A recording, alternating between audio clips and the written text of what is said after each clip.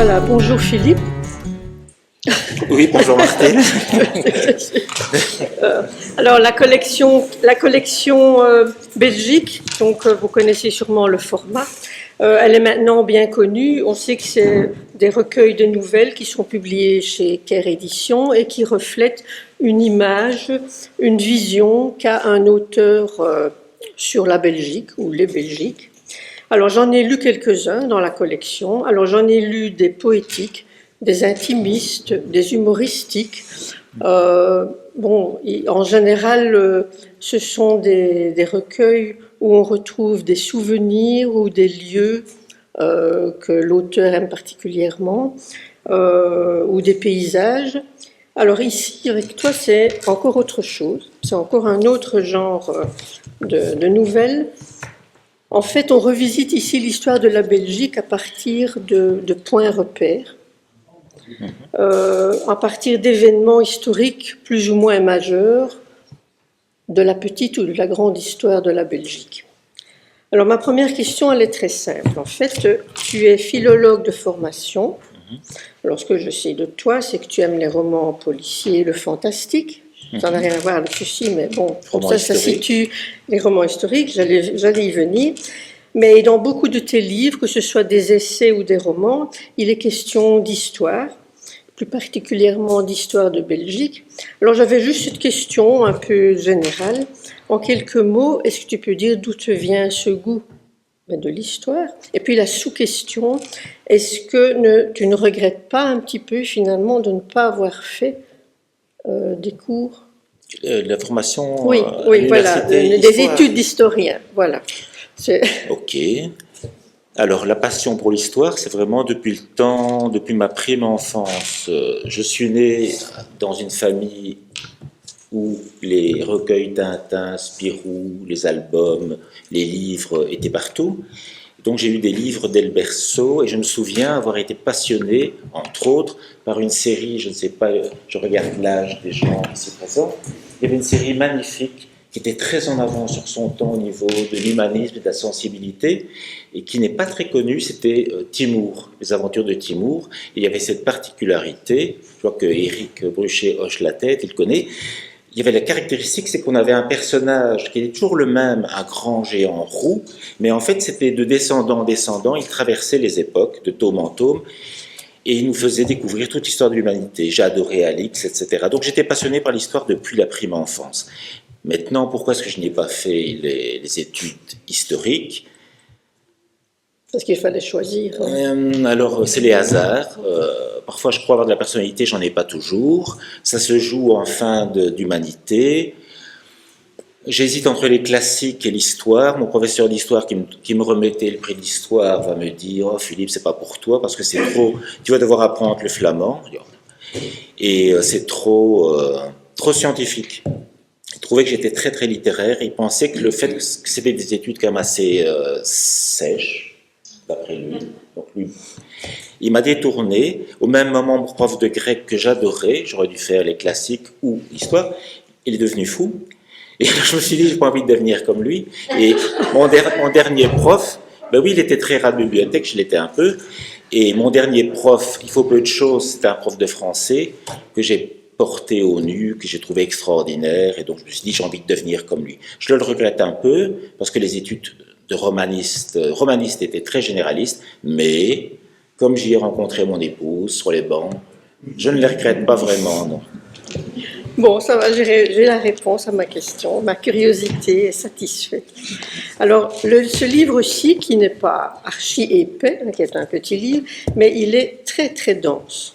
Il contient une foule d'infos, surtout de nature historique, où tu mêles, comme souvent dans tes livres, de la fiction. Réalité et fiction se mélangent souvent.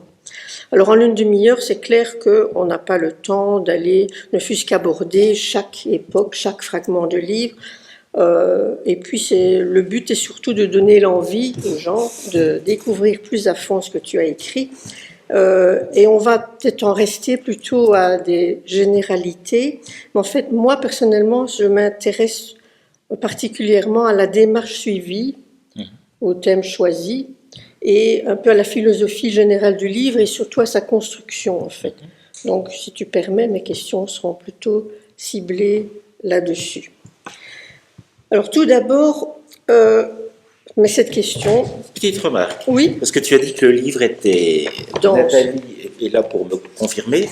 L'éditeur interdit qu'on dépasse 200 000 signes. Oh, mais oui, c'était pas une critique. J'étais au maximum de ce qu'on pouvait faire, contrairement à d'autres. Donc, tu voulais tout mettre quand même dedans, voilà, ce que tu voulais. J'étais au maximum, top, presque au signe près. D'accord. Mais c'est vrai qu'il est dense, que tu aurais pu retirer un chapitre aussi. Hein. Mais bon, tu voulais tout mettre, et tu as eu raison, hein, c'est pas... J'ai même été frustré parce qu'il m'a rappelé que je devais en rester à 200 000 signes alors qu'on était en repérage à Liège pour une nouvelle. Et donc, j'ai coupé la suite de mon projet, mais c'est pas plus mal. Il faut mieux rester comme Lord Arpa, en appétit, plutôt que d'en faire de trop. Voilà. Alors, cette question est encore générale. Être belge, c'est quoi pour toi? Mais en même temps, tu vas... Oui, on n'a qu'une demi-heure en tout. Hein, donc. Et en même temps, tu vas un peu nous expliquer le sous-titre, parce que chaque collection, en fait, a un titre Belgique et un sous-titre. Et toi, ton sous-titre, c'est Belgique, être ou ne pas être. Trois petits points. Oui, mais ça, on va y venir. Je veux encore dire autre chose là-dessus. Mais donc... Voilà, être ou ne pas être belge, je suppose que c'est ça. Non, c'est être ou ne pas être, petit point précis, parce que en fait, mon bouquin n'est pas qu'historique. Il y a un double aspect, il y a une divinisation, si je peux dire ainsi, du romanesque et de la mise en récit. Ma conviction, depuis le temps que je suis tout petit, c'est qu'en fait, j'ai toujours vécu très réfugié dans l'imaginaire. J'avais l'impression, et pas que l'imaginaire, dans la concrétisation, quelque part par l'écrit de l'imaginaire, j'avais l'impression que quelque chose n'existe pas vraiment ou existe moins, avec moins de poids, s'il n'est pas écrit. Et si tu arrives à saisir, toi qui es poète, si tu arrives à saisir une sensation, une impression, une réflexion, et que tu la mets par écrit, j'ai l'impression qu'elle s'imprègne plus, elle prend de la consistance, tu peux la partager, etc. Donc pour moi, le fait de dédier le bouquin à l'histoire et à la mise en récit, c'est répondre à une question sur la Belgique. La Belgique, elle manque, surtout la Belgique francophone, manque d'identité, on manque d'un ancrage. Oui. Et la volonté, je ne veux pas me prendre trop au sérieux, mais c'est de traiter ça avec sérieux, c'est essayer de se dire, est-ce qu'on ne s'est pas donné pas un récit national au sens nationaliste et ridicule du terme, mais utiliser des décors et des moments d'histoire qui sont tout aussi valorisants. On va venir plus en détail là-dessus. En fait, bon, déjà cette question que j'avais, mais que je change l'ordre, mais c'est pas grave. Est-ce que, à ton avis, on a acquis finalement au niveau littéraire une spécificité belge, parce que longtemps, une vraie identité, parce qu'on a longtemps été la petite sœur discrète de la France. Et maintenant, à ton avis, donc c'est un peu plus large que le livre ici, mais bon. Il rejoint celui de quelqu'un qui a beaucoup plus de background et de culture que moi. C'était Jacques de Decker. On se rejoignait. Jacques voyait le réalisme magique comme le courant qui imprègne les lettres belges et la culture belge, l'art belge, depuis toujours. Et on faisait remonter ça, je l'ai suivi, je pense la même chose. On peut remonter à Jérôme Bosch, par exemple, un certain Bruegel aussi, parce que Bruegel, il y a plusieurs sillons dans sa peinture, mais il y a un aspect fantastique chez un certain Bruegel, comme chez Bosch, Spiliart, plus tard, Knoop, etc. Et c'est le fantastique qui donne cette identité, le réalisme magique qui donne cette identité. Ce qu'on appelle le surréalisme, qui serait un courant marginal et tardif, tout à fait intéressant, hein, mais qui fait partie du grand tout. Un rapport plus incarné par rapport aux Français qui sont plus intellectuels que nous, plus dans des concepts, etc. Nous, l'incarnation, la magie, pensons à Henri Verne dans le roman populaire, la bande dessinée, la richesse de l'imaginaire, du fantastique. Oui, c'est vrai. Alors, au niveau de la construction du livre, maintenant on y vient. En fait, tu commences par en 478 par Clovis, Et puis on passe allègrement à l'épisode, enfin allègrement, façon de parler, mais je veux dire en grandes enjambées, à l'épisode des hosties sanglantes, les tueurs de Brabant, le foot d'Anderlecht, on atterrit à Belgoland. Bon, donc tout ça en un petit livre ainsi. Donc, je crois, mais tu as déjà un peu répondu en partie à la question que je vais poser. Il faut voir les différents récits comme un tout suivi, à mon avis. D'ailleurs, c'est pour ça que tu mets récit au singulier.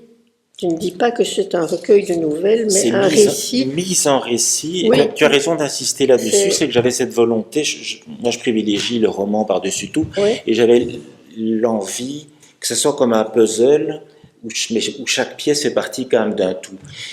Il y a toujours le hasard et la nécessité. Donc, dans mon cas, j'étais fort marqué par la disparition de Jacques de Decker. Mais attends, si tu permets je parle justement du lien, mais il veut aller plus vite que... Est-ce que ça a un rapport avec le... Oui, oui, mais je sais, il Ok. faut adapter, je dois adapter aussi mes questions, je suis bien conscient, mais voilà. En fait, le lien qui relie toutes ces choses qui peuvent être, a priori, on pourrait dire, c'est disparate. Ça, il parle de Clovis, et puis Belgolan, le foot, qu'est-ce que ça, le foot vient faire là-dedans? On pourrait penser ça, Mais ça ne l'est pas. mais ça ne l'est pas. Non, non, ça ne l'est pas. En fait, il y a un fil conducteur. Bon, le fil conducteur, c'est, il faut lire t'appelles pas ça l'avant-propos, hein. C'est l'avant-propos, le prologue. Ça. Il faut bien lire le prologue qui éclaire quand même toute la lecture qui suit, où tu reviens à une espèce de mythe fondateur avec les personnages de Till, Spiegel et Nell. Et alors d'un troisième personnage, une espèce de feu follet qui vient se poser sur ton genou, sur ton épaule, etc., et qui vient, après chaque fragment de récit, discuter avec toi. Et et ce sont des passages très intéressants parce que c'est souvent réflexif et parfois humoristique, donc ça éclaire une partie du récit, etc. Et cette personne, ce feu follet, mais tu as déjà cité son nom, c'est Jacques de Decker.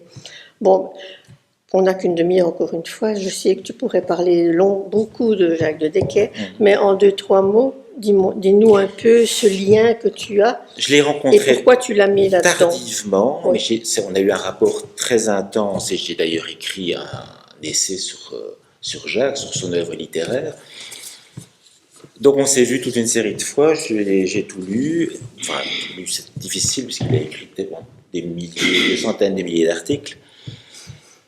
Et donc j'ai acquis une connaissance intime du personnage qui s'est doublée, d'une passion commune pour Till Eulenspiegel. Et c'est vrai que tout convergeait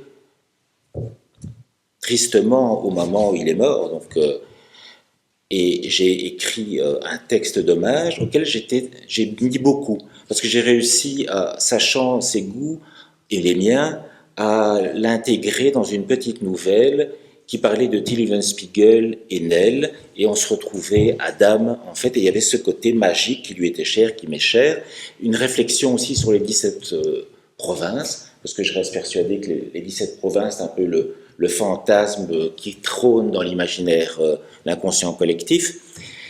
Et donc tout ça a fait que j'ai fait une nouvelle dans un recueil d'hommages auquel je suis resté très attaché. Et quand on m'a fait la proposition de faire le recueil belgique, j'ai associé l'idée, Jacques était obsédé par la dialectique. Il avait un de ses plus beaux recueils, c'était Les philosophes amateurs, où il mettait en dialogue deux amis.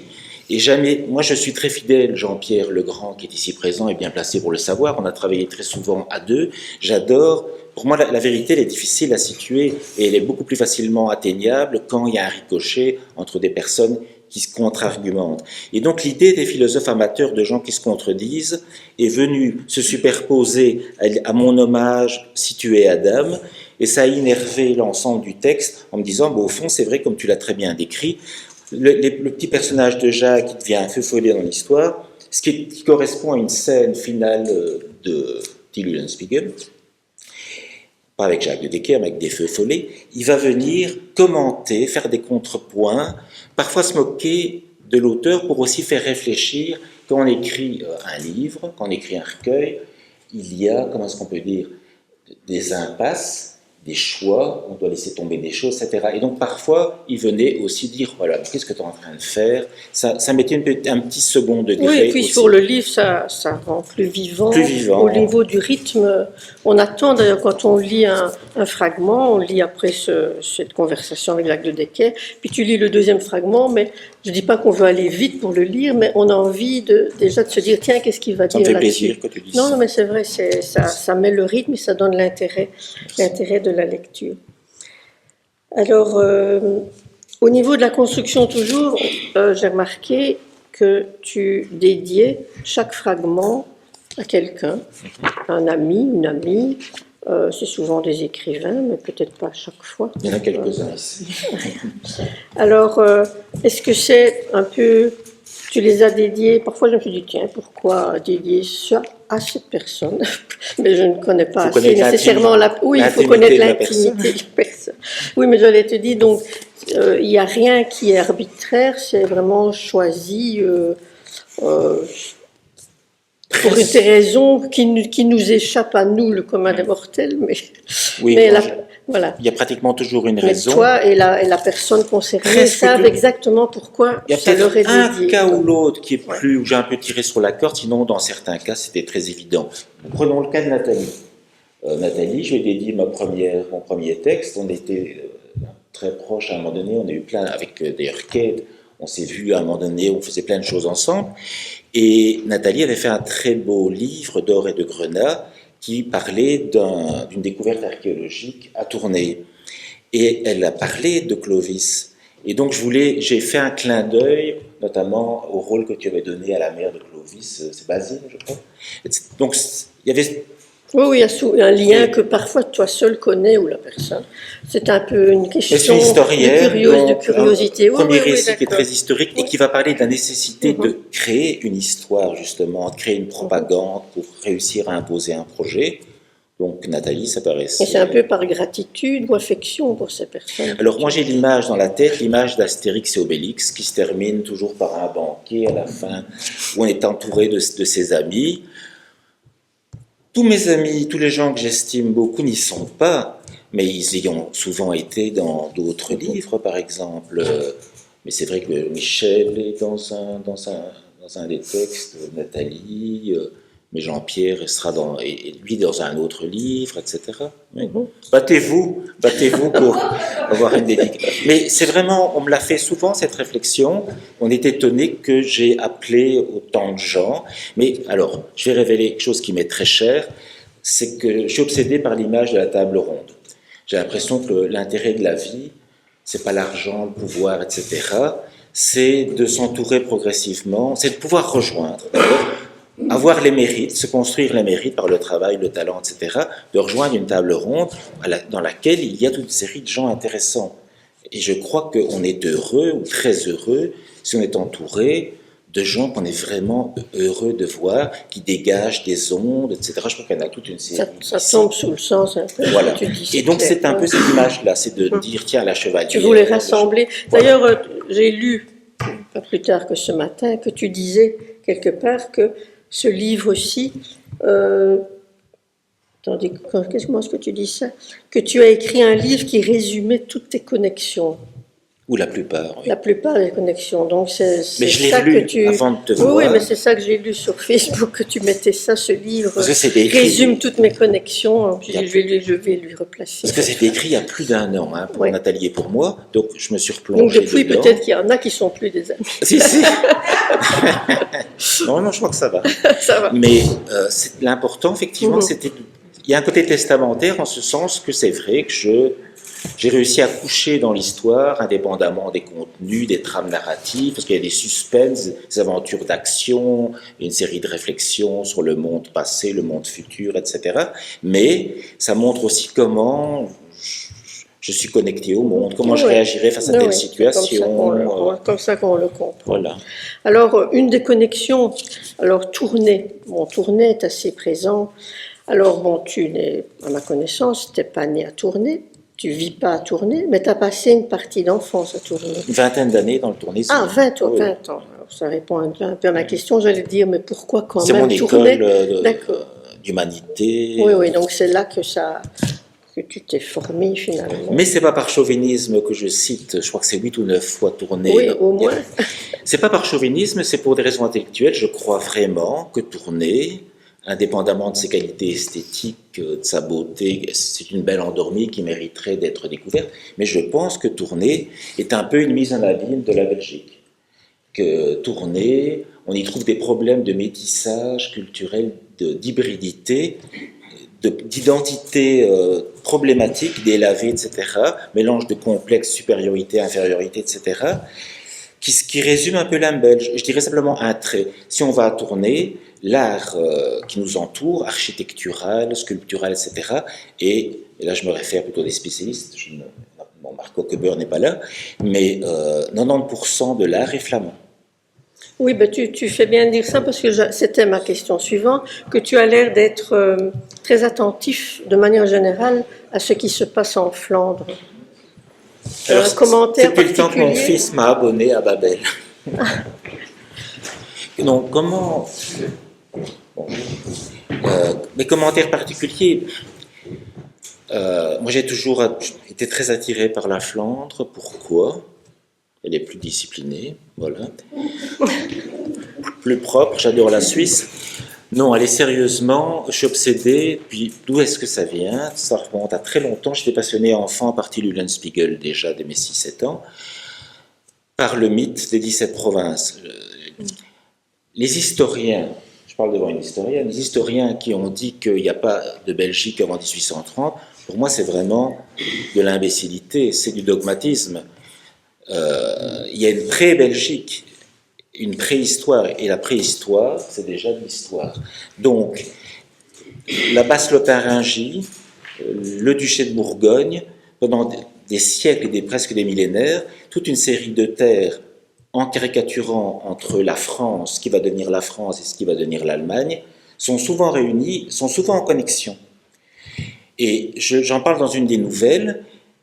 Depuis des siècles, donc il y a de longs siècles déjà, dans les années 1500, 1400, 1300, 1600, etc., des historiens ou des préhistoriens, des gens ont voulu écrire sur leur région, et toujours ils ont débordé, et ils parlaient du Hainaut, mais aussi d'Anvers, etc. Donc il y avait vraiment la sensation que des choses nous reliaient.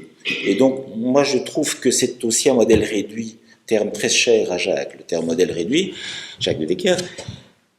La Belgique, Tournai est un modèle réduit de la Belgique est un modèle réduit de l'Europe, ça veut dire que si on arrive à faire cohabiter les Flamands, les francophones, et à se nourrir de nos cultures respectives, on pourrait être un modèle de ce qu'il faut faire et de ce qui ne marche pas tellement bien à l'heure actuelle. Et j'avais encore une question au niveau de la construction. En fait, bon, comme je l'ai dit, on parle des hosties sanglantes, des tueurs du Brabant, etc. Comment est-ce que tu as choisi ces événements-là pour constituer ton livre? Parce qu'il y a parfois, tu parles de personnages qui sont a priori pas très connus. Christine Delalin, ça a rapport avec Tournai, Jean-Noël Paco, bon, enfin moi des gens que je connaissais pas, je t'avoue. Comment est-ce que tu as pensé à prendre ça plutôt qu'autre chose? J'ai eu une préparation secrète, si on peut dire, c'est-à-dire qu'avant qu'on me propose de faire le recueil Belgique, je rêvais de participer à ce projet, et j'ai écrit un roman aussi, sur lequel j'ai travaillé pendant 6 ans, et qui est tellement long. Ça devrait être mon roman number one, mais il est tellement long que je n'ai pas le courage de le relire. Il fait 700 pages et c'est un thriller qui se déroule un peu partout en Belgique et un peu à travers pratiquement toutes les périodes belges. Donc j'ai accumulé une documentation énorme. J'ai fait d'autres textes avant celui-ci qui tournaient autour de la Belgique et puis aussi. c'est apparu comme une évidence que tel ou tel repère. Oui, mais j'ai tellement travaillé pendant longtemps que je savais qu'il y avait toute une série de points qui étaient des moments phares. Et alors j'ai été aussi nourri de la réflexion de quelqu'un, je ne sais pas si tu le connais, c'est un historien anversois, c'est Roger van Avermaet, qui a fait comment dire, une espèce de contre-histoire de la Belgique. Et sa démarche m'a fort énervé, si je peux dire ainsi, pas énervé, hein, énervé, en ce sens que alors là il y a presque une démarche politique ou philosophique là-dedans, c'est qu'en fait quand des historiens construisent une histoire, ils choisissent une série de choses et ils en écartent une série d'autres. Or, on écarte souvent, enfin en tout cas on a écarté plusieurs fois, et ça se passe dans tous les pays certainement, pour de mauvaises raisons. Ça veut dire que je cite un exemple précis là, de quelqu'un qui est extraordinairement important et fascinant, même si on ne connaît pas grand-chose sur lui, mais qui était situé à la lisière entre la France et la Belgique. Donc pour les Français c'était un Belge, pour les Belges c'était un Français. Donc on n'en parle pas. Mais c'est à l'époque romaine, on avait déjà un type qui était une sorte de Vercingétorix. À mon avis, personne ici, peut-être Nathalie, personne ne le connaît, mais c'est un géant par rapport à des nains comme Bauduonia ou Ambiorix, dont on nous a rabâché les oreilles enfants par exemple. Et il y a plein de cas comme ça. Donc des gens sont écartés d'une histoire nationale parce qu'ils ne correspondent pas à la propagande, au message qu'on veut faire passer. Et donc ça, je trouve que c'est aussi une démarche, il n'y a pas que de l'histoire, c'est de faire réfléchir les gens aussi sur comment est-ce qu'on construit un récit. Parfois de manière un peu malhonnête. Ouais. Ouais. Et je sais, bon, je vais pas te faire lire puisque tu veux pas lire, je vais pas t'obliger à lire quelque chose. Mais je vais quand même. Je lis souvent des textes d'autres personnes, mais pas. D'accord, les miens. d'accord. Ben, de toute façon, on n'a pas vraiment le temps de lire, mais j'ai quand même une question. C'est, suppose que, bon, on te dit, voilà, il y a plus qu'une nouvelle là-dedans, un fragment, on va pas dire des nouvelles, qui doit rester là-dedans. Laquelle te semble la plus importante, la plus précieuse pour toi, celle qui est la plus significative pour ce que tu voulais mettre dans ce livre? C'est une question piège parce que, comment dire, j'ai écrit ce livre dans des conditions particulières. C'est-à-dire que chaque nouvelle était écrite comme une fin en soi. Donc, j'écrivais en étant à fond du début jusqu'à la fin, et après ça, je prenais des vacances. Donc, je suis très attaché à toutes. C'est pas une accumulation de choses qui auraient été faites, certaines me tenant à cœur, d'autres moins. Je crois que celle qui m'est la plus proche quand même, je crois que c'est ta préférée, parce que tu avais fait un article. C'est Vertige. C'est Vertige. Pourquoi ma préférée? Parce que quelque part, je fais écho à des... Elle est un peu plus intime, elle a un côté un peu plus intime parce que tu te révèles un petit peu. Puis on parle du musée de Tervuren que je venais de visiter. C'est magnifique. La nouvelle mouture, quand j'ai lu ta nouvelle, parce qu'elle a été publiée à part, hein, Vertige en plus long.